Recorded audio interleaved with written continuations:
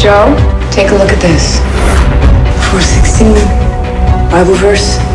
That's the time. 4:16 precisely. He knew that we would arrive at the apartment at exactly 4:16 because he knows everything.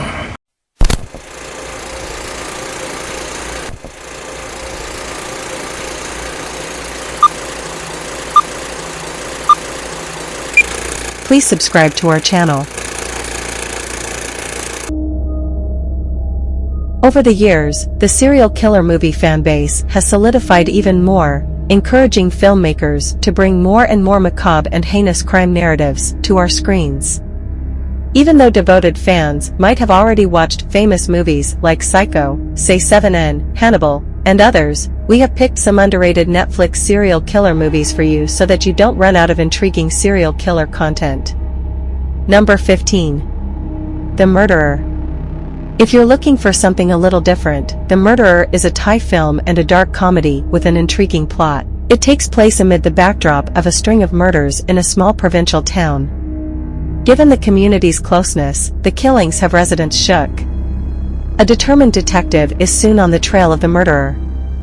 Number 14. The Punisher.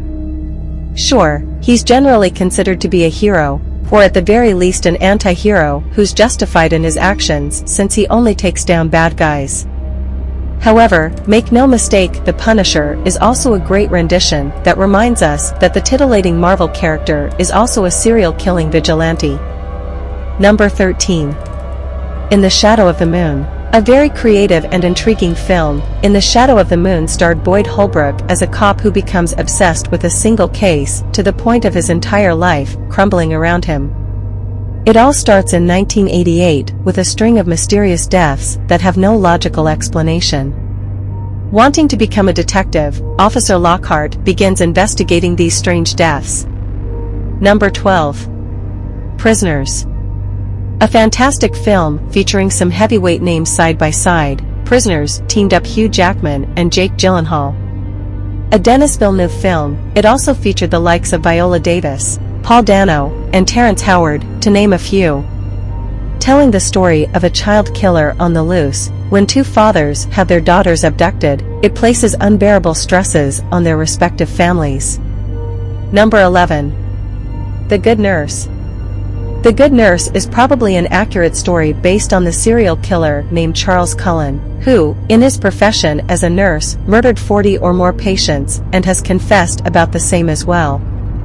During his childhood, he lived in a toxic environment where he was constantly bullied by his close ones.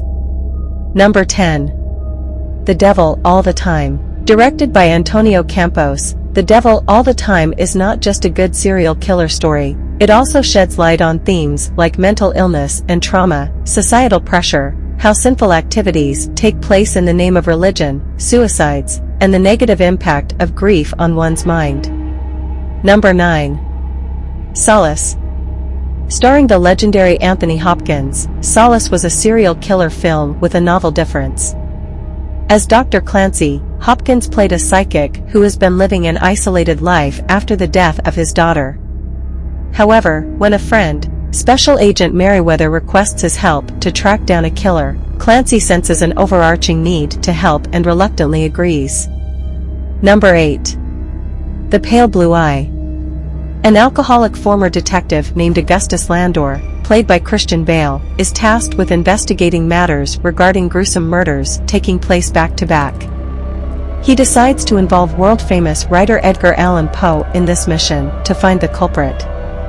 But throughout their investigation, they find out in shocking detail that the serial killer hangs his targets and removes their hearts. At some point, the duo is also convinced that someone is seeking the aid of black magic for their evil motivation and has to find out the real truth behind the crimes happening in the city. Number 7. The Invisible Guardian. If you're someone who likes to discover serial killer movies from different film industries that offer intriguing yet thrilling stories, then The Invisible Guardian, which originally goes by the name El Guardian Invisible, is surely for you. The story is about Amaya Salazar, a police-foral inspector and former FBI agent who returns to her hometown of Baztan for an investigation into the murder case of a young teen named Ainoa Elizasu. The body was found naked in the woods with a cake placed on it. When Amaya and her husband James move to their hometown, they also meet their family members, some of whom greet her nicely, but her own blood sister, Flora, seems to hate her and has also parted ways with her husband Victor. Number 6. The Forest of Love.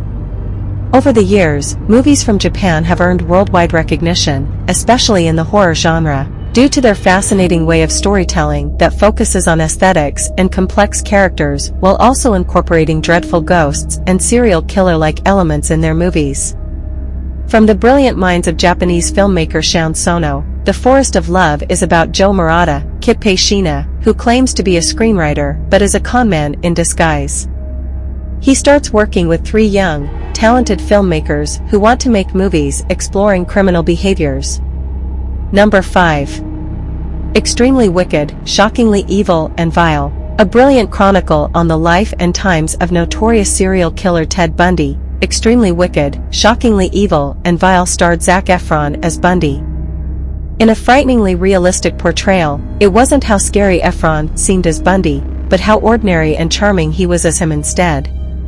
This was of course Bundy's modus and how he often got to his victims since he was known to be good-looking, smooth-talking, intelligent, and by all accounts, an infectiously charming person. Number 4.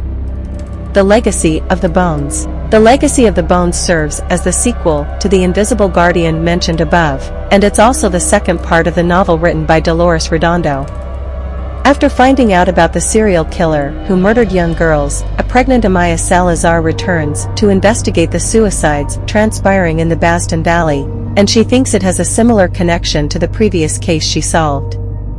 Number 3. Holy Spider.